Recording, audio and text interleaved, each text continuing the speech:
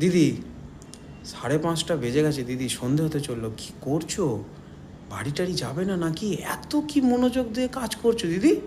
বুঝলি তোর সব ক্লাস হয়ে গেছে, কাজকর্ম মিটে গেছে, ওই জন্য এখন লোককে ডিস্টার্ব করছিস। দিদি তুমি এত রাগ করছো কেন? একটু তো বলো কি কাজ করছো। আমি কাজ করতে দেই। আহা বলো না দিদি, কি করছো? এত কি করছো? দেখতে পাচ্ছিস না, আজ 16 তারিখ হয়ে গেল, 18, 19 এপ্রিল এই তারিখে আমাদের ওয়ার্কশপ আছে।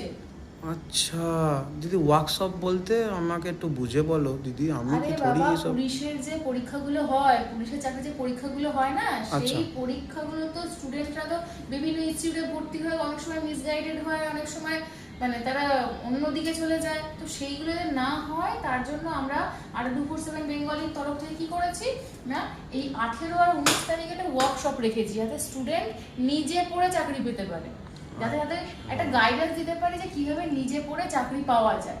তো নিজে পড়ে যদি চাকরি পাওয়ার গাইডেন্স পেতে হয় তাহলে আসতে হবে হচ্ছে আমাদের 247 বেঙ্গলের অফিস মৌলালিতে।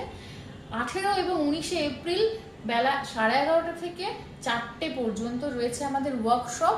একটু হাতে টাইম নিয়ে এসো, আধ ঘন্টা এদিক ওদিক হতে পারে। তো এইখানে কি শেখানো হবে, তোমাকে ক্লাসের মাধ্যমে শেখানো হবে যে কিভাবে নিজে পড়ে তুমি পুলিশের চাকরি ক্র্যাক করতে পারো, কারোর উপর ডিপেন্ডেন্স তোমাকে আর রাখতে হবে না।